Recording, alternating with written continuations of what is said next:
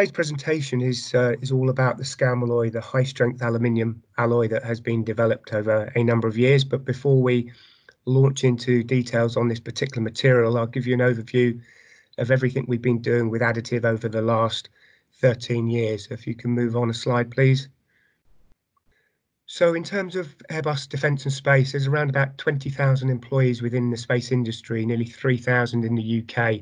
And the photograph is a typical telecommunications satellite that we've developed over a number of years. And just for reference, the bottom right-hand corner of the large antenna reflector is 2.6 meters in diameter. And this particular Eurostar platform has been replaced by a bigger platform called NeoSat. And then moving on to the next slide, shows a journey of additive manufacturing.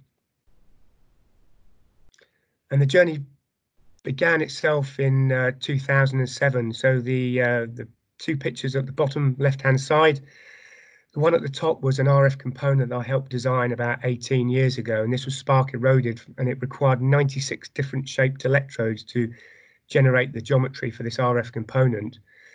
And when we looked ahead to antenna systems of the future, we thought instead of 2 of these per satellite, we may need 200 or 300 per satellite. So we launched on a project on advanced manufacturing solutions, and we looked at many different opportunities and how we can manufacture this part. An additive layer came out as the preferred choice, and this was the first ever ESA-funded project on additive. So very proud to have worked on that. And we made the 4-part RF component into one, and we manufactured 9 of them in one build bed, and we worked with a company called CRDM, who are now 3D Systems, and we still work with them today. The picture on the top left is the first flying part. It's a simple titanium boom connector tube that flew on a mission called Atlantic Bird 7. So not far short of a decade ago was the first flight.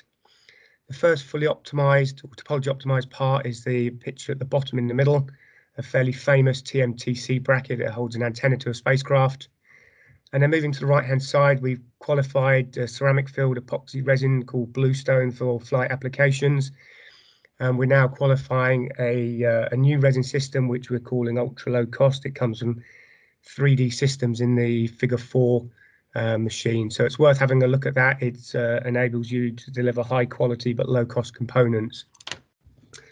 And the propulsion tanks at the top, this was our first project on wire arc additive manufacturing, which I worked on between 2015 2017, and we got up to TRL level 6 with titanium WAM tanks. And then the structure at the top is I worked in the antenna group for 12 years, and I saw an antenna structure being developed, and I thought this was an opportunity for WAM, and I used some of my R&D budget to develop a structure which is, believe it or not, half the mass of the equivalent carbon fiber structure that is flying. So when you start removing all these individual piece parts and making a monolithic structure, you're not growing as many interfaces, and it's half the mass, well under half the cost. So it's certainly one for the future, and wire arc is certainly a enabler for big structures. And then finally, the picture on the bottom right is one of the Scalmalloy parts, and I'm going to talk about Scalmalloy in a bit more detail now. If we can move on, please, Pamela. So what is Scalmalloy and what are the benefits? So Scalmalloy effectively stands for a scandium aluminium magnesium alloy, and this was patented by AP Works. And it's a very high strength aluminium, and I've got a slide on the strength of it compared to conventional grades of aluminium, and it's been developed for AM itself. And the first flight is on a mission called JUICE, and this work has been done by my colleagues in Madrid. And in 2019 in Stevenage, we've qualified the material for use by Airbus and the Mechanical Platform Group in Stevenage with some really quite outstanding results. And those results, not only has it got good high strength, we've seen that to date Scalmalloy has produced the most geometrically accurate AM parts built to date. So I've got a slide on that, and also the best surface finish seen on an AM part. So I made the statement here saying a well-designed Scalmalloy ALM part will be both cheaper and lighter than any other aluminium ALM alloy. And the photographs there are some parts that we will be flying on a satellite made from the Scalmalloy material, which we produced during the qualification campaign. So if we move on a slide. So the qualification was completed last year. We looked at the market and we looked to see the players who could offer Scalmalloy before choosing a supplier. And we ended up using a company in Belgium called AnyShape, a very small company, but very, very capable, and pleasure to work with over the last couple of years. So for me, Scalmalloy is up there with the best grades of aluminium. The graph looking at it on my screen is quite hard to read. So the red bars represent a 1,000, a 2,000, 3, 4, 5, and 6,000, 7,000 grade aluminiums. The 7,000 grade aluminium is the tallest bar, and it has a yield strength of around about 500 megapascals, with the y-axis being simply the yield strength of the material. Aluminium silicon 10 magnesium in the T6 condition can get you reasonable properties equivalent to, say, a 6,000 grade of aluminium, so not high strength. But one of the problems with aluminium silicon 10 is the T6 heat treatment can potentially give you very high distortion. So to get to a T6 heat treatment, it needs quenching, and you can have some catastrophic distortion. So we don't recommend it. So using aluminium silicon 10 in a stress relief condition gives you really quite poor material properties. So the Scalmalloy material comes in at, I've shown it as 450 megapascals, but the chart on the right shows you the qualification data that we had last year, with the blue bars being yield strength and the red bars being UTS. And you can see that with the exception of the virgin powder, all the tensile test pieces came over in excess of 500 megapascals. So you'd end up with a slightly less designed allowable. So I've just put it here as 450. Interestingly, the elongation is very, very good, seeing sort of minimum of 12%. So mechanical properties very, very good, but very, very consistent as well. So that's something that really does showcase the work that we've done. Very consistent results. So aimed or equipped with a very high strength aluminium and using topology optimized tools, you can lightweight part, and that's one of the winning themes of this material, the ability to lightweight. So if we move over to the next slide, please, Pamela. This one here is all about the surface finishing. So effectively what we've done, we've taken a number of data points, and we've seen that the average surface finish that you can see on the right hand side is 5 to 6 microns, so just outside of a conventional 3.2 micron surface finish. So really some superb results. And surface finish does mean that certain critical components such as RF components and propulsion pipework, so somewhere where you need an internal cavity to have a very good surface finish, you can potentially gain an improvement using this high performance or high surface finish compared to the other AM alloys that we've seen. So just bearing in mind that although you can grip blast a line of sight surface, a complex RF component, you cannot access the internal surface other than maybe chemical etching. Moving on a slide, in terms of the geometric accuracy, again with a bracket, you can skim the two interfaces on a bracket and you're not too worried about the geometric accuracy of everything in the middle. If it's within sort of 0.5 millimeter, you're fine because you'll know the two interfaces fit together. But again, if you've got, for example, an RF filter, and I come back to the RF product, as I spent 12 years working in the group where they are a big adopter of AM. And of course, you want, for example, in RF filters, you want the geometric accuracy of the internal parts, because that has an impact on the performance. So in summary, we're seeing that 92% of the bracket was in plus or minus 0.2 millimeters, and 98.5% of the bracket was in plus or minus 3 millimeters. So incredibly accurate geometry is being achieved with the combination of the Scalmalloy material and the parameters that AnyShape in Belgium have. So moving on. So this is a lovely piece of work that was conducted by Jonathan Mayer. He's, many of you will know, he's the former additive roadmap leader, and he published an article in the Metal AM magazine in, I think it was spring last year. And what he did, he took a baseline design of a milled aluminium.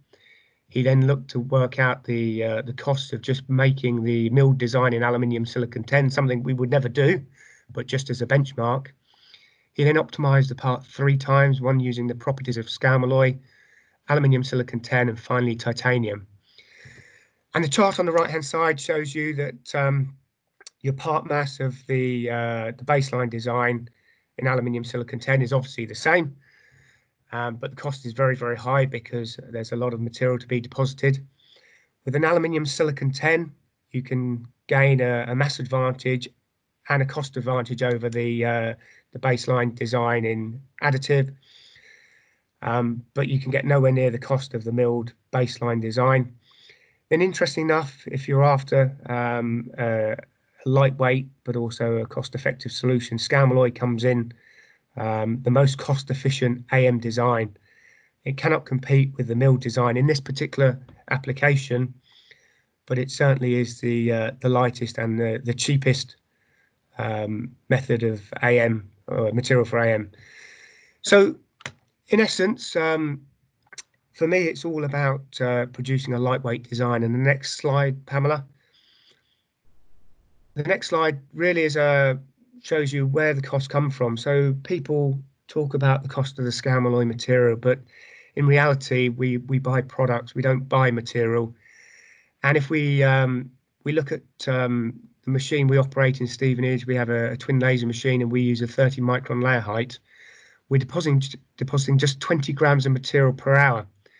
So if you assume your £500,000 or £750,000 machine has an hourly rate of £100 per hour, to keep the math simple, if you're going to make a 0.5 kilogram aluminium silicon 10 bracket, I've had a bit of a breakdown of the costs on the left-hand bar. The bulk of the costs are the AM processing.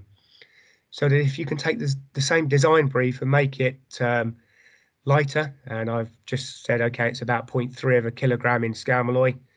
It's just a basic case study. What you're doing, you're really reducing your AM processing time. You're taking less time to deposit the material, which means effectively it's cheaper. Now, the material costs at the bottom of the chart are fairly insignificant. So the fact the Scalmalloy material is typically around about 125 euros per kilogram, and aluminium silicon 10 is around about 55. It doesn't really impact the cost because it's such a small portion, and this is why within Defence and Space we'll be heavily pushing for the Scalmalloy material to be the baseline design.